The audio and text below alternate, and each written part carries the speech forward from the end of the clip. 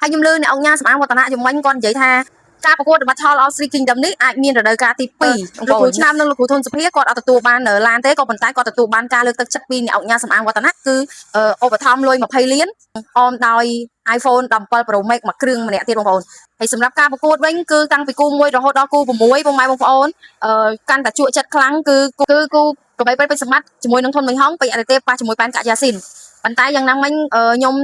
សោកស្ដាយពេជ្រអាទិទេពជាមួយនេះប៉ុន្តែគាត់គឺធ្វើបានល្អមែនតើ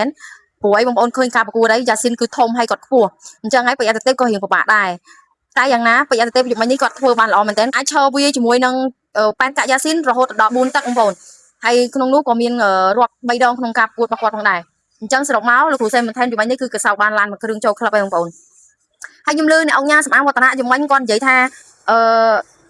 ការប្រកួតរបស់ Tall of Three Kingdom នេះអាចមានរដូវកាលទី2បងប្អូននឹងមានណាបងប្អូននឹងមានរដូវកាលទី2អញ្ចឹងពុកម៉ែបងប្អូនចង់ឲ្យមានរដូវកាលទី2ដែរឬក៏យ៉ាងណាក្នុងការប្រកួត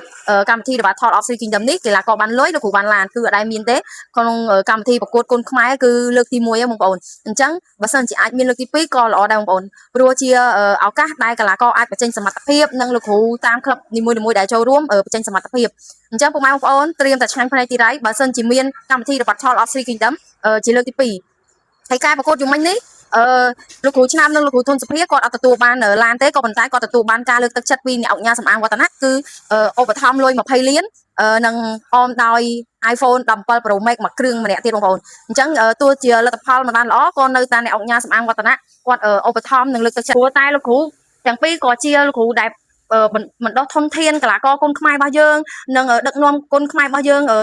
ទៅមុខទៀតបងប្អូនហើយណាមួយលោកគ្រូទាំង3លោកគ្រូរូបណាបានឡានក៏អត់បញ្ហាដែរព្រោះសិតតែជាលោកគ្រូខ្មែរដូចគ្នាហើយណាមួយក៏គាត់ជាគ្រូដែលបណ្ដុះធនធានកីឡាករដូចគ្នាហើយសម្រាប់លោកគ្រូឆ្នាំនិងលោកគ្រូធនសុភាវិញគាត់អត់បានទទួលបានឡានក៏គាត់បានទទួលបានការឧបត្ថម្ភពី